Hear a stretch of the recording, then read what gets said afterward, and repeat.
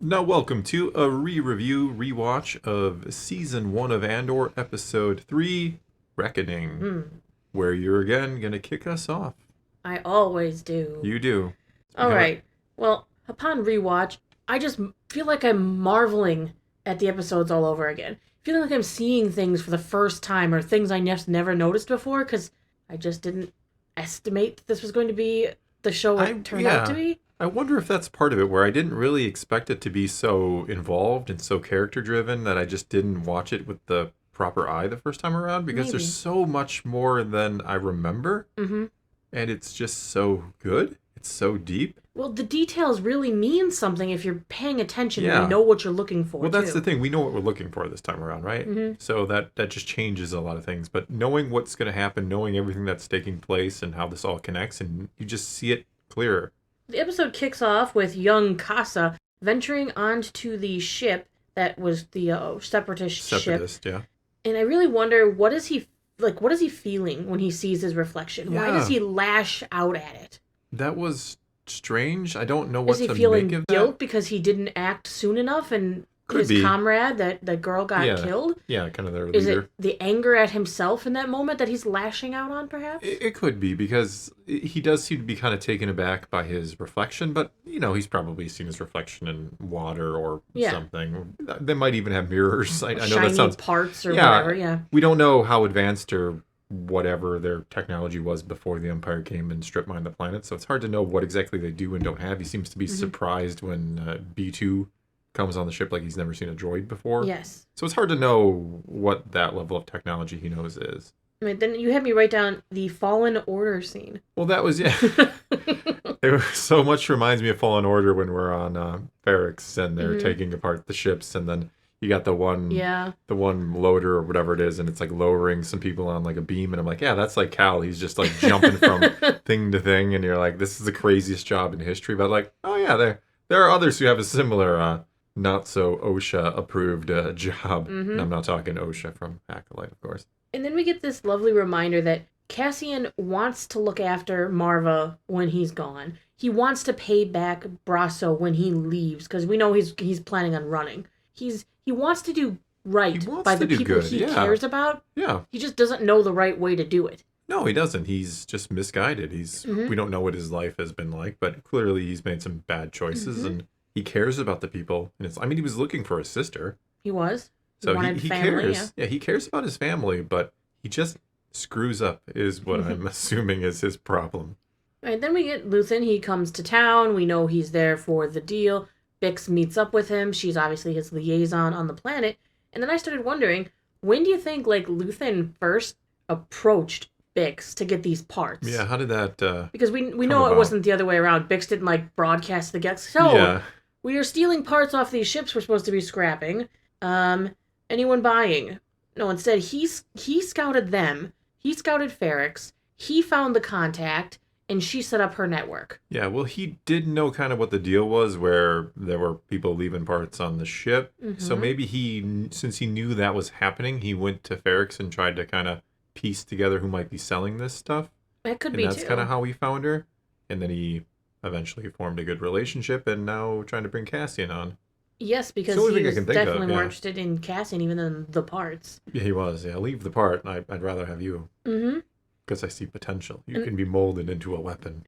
This episode goes back and forth so often, because then we're back to the past, where we get to see young, clean B2 talking about how the toxic gases must have burned away from whatever killed these officers and whatnot. And Marva and Clem scavenging, terrified that the Republic ship is coming and they gotta strip this thing fast. And it's kind of quick, because then we do see that they abduct young Cassian. Because they figure he's just going to be killed if he stays behind. That's what they said. Which is interesting, because if it is the Republic coming, we don't know the timetable again. This could be, I suppose it could be post-Empire, and when they say Republic, they mean Empire. I don't know. I don't think so, because didn't you say that the soldiers aboard the ship have can't the be, actually, separatists? because Cassian would be way too... So this takes place during the time of the Republic. Yeah. And yet the Empire says that this planet is off limits. Yeah. In the current time, so... Yeah, it's a strange timetable. I would love to know exactly... Will we ever get that? Probably not, yeah. Then Marva gets investigated. Well, putting it nicely. Like, I kind of like the Primors show up, and they're clearly the bad cops, and trying all their intimidation, going through all of her stuff, and eventually they do get the information they want in a roundabout way. What I love is the people of Ferrix are gathering outside of her house. They walk out and they immediately start, "What are you doing? She's an old woman. You know, we love Marva. She's a daughter of Ferrix," is what we know from later. See, that's one of those things that we didn't understand in the moment. Like, you don't know that people care about Marva so much. I mean, you kind of get hints of it, yes. But and it shows you how tight this community is. Exactly, yeah. This whole episode shows you how tight the community on Ferrix is. Yeah, I think I kind of missed that the first time around, and then after you see the whole season and you see how Marva's funeral is celebrated or the whole process there, you kind of go back and you're like, oh, I get it. They care about Marva. They care about Marva. Like, she's family. It's a whole, like you said, it's a tight community. Yeah. And obviously when Luthen later references Rick's Road, we know what happens. Yeah. We know that this probably brought all of Ferrix even closer together to look out for each other. Yeah, they've had an incident with the Republic. That was the Republic or Post. We don't know the exact timetable. Light Empire. I think it's Empire time, but it's still clone troopers, but they were around for a while yet, so. But we do see they have reason to not like the Empire already. Mm-hmm. Next comes Tim's Great Betrayal. We have the two people in green. They come and they're like, "Hey, Bix, we got the Primor security here, and we got to sound the alarm. Bad things are happening." And she's like, "Well, who would go after Cassian?" Tim. Your boyfriend did. I mean, what's crazy is it's partially Bix's fault. Bix leaving Tim out of the situation. Yeah. But she's trying to protect him, too. Like, you don't necessarily want to bring your boyfriend into your... But if she cares about him... Sure. He would help protect her. Like, Cassian's been part of this organization that they've had going because or else Luthen wouldn't be interested in Cassian if he hadn't been involved in this in a long time. Yeah, theoretically. So, the two in green, which is what I'm just going to call them for now because I can't remember their names. Father and the son. They're obviously involved in Bix's organization. She's got a spread net in here in Ferrix. Yeah, they have a lot of connections. Tim, by betraying Cassian, doesn't even realize that he's put Bix in harm's way. Yeah. Because if they do take Cassian in for questioning, and they find that stolen Imperial Star. He has no idea. He's putting Bix in incredible danger because he didn't know.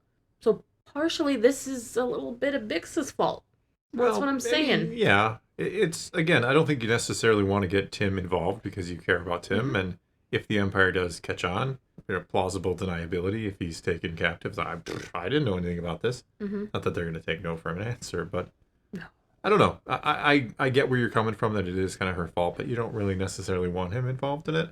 Maybe she liked that he wasn't involved in it, that he was kind of just a nice, normal guy. But at the same time, you have to know that eventually sneaking around behind your boyfriend's back is going to make him suspicious. Well, especially when it's he didn't understand that it was actually a business deal that they were discussing. Instead, he came on the jealous boyfriend. Well, yeah, you can kind of I'm thinking assuming he's protecting her from a murderer. Well, yeah, because we're assuming Cassian and Bix are ex, lovers there, so he clearly doesn't want a previous boyfriend coming back and moving in. Not even just that, but somebody who's he thinks will put her in danger because Cassian might be a murderer.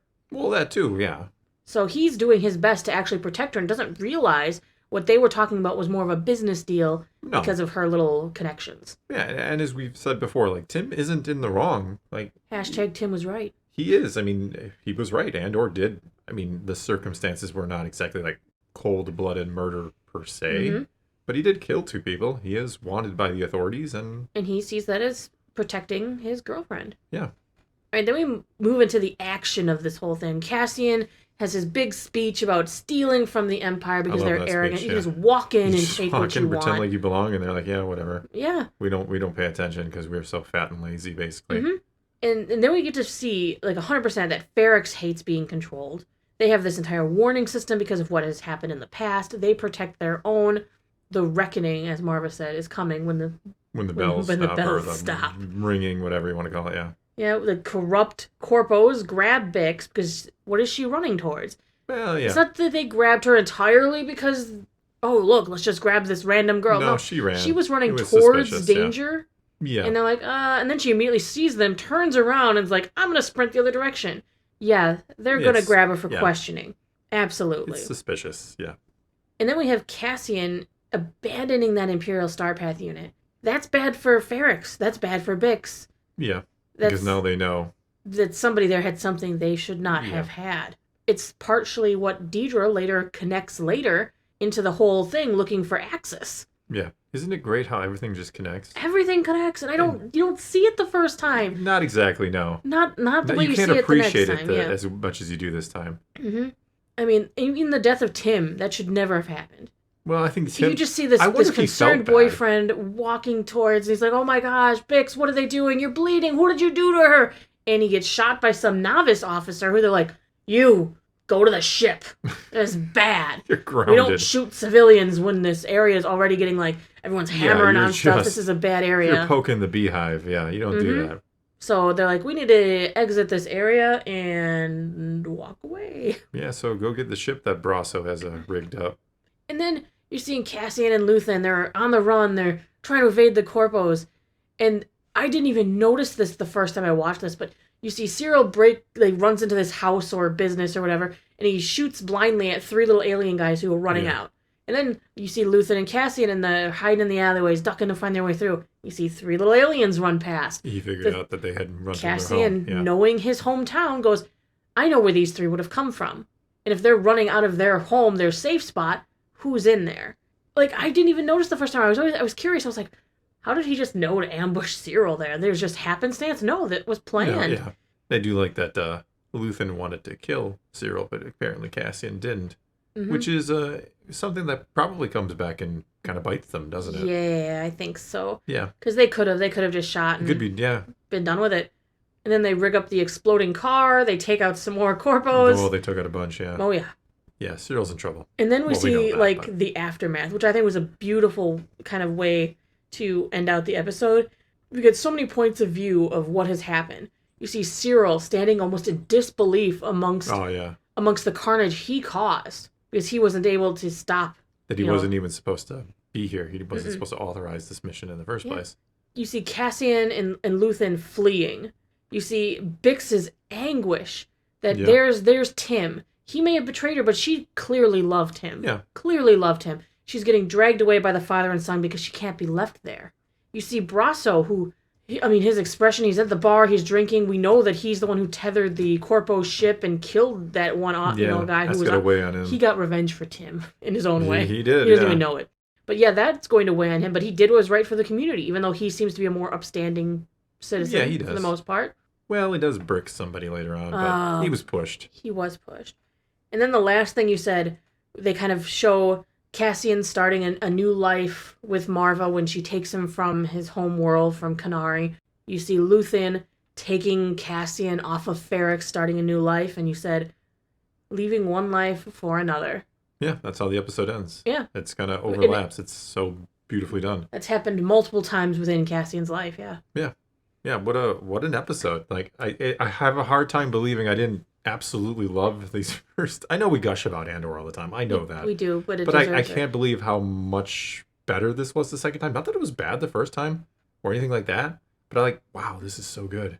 But knowing Tony Gilroy as a writer, the more you've watched Andor, rewatching it, you just see all of this nuance. Yeah. You see that these possible plot holes or coincidences aren't always plot holes or coincidences. And if it's a coincidence, it's actually very believable as a coincidence. Yeah, like I've said in the previous reviews, you can see the dominoes. You can see one hits the other, and then it hits another and another, and you can just see the paths, and it's beautifully done.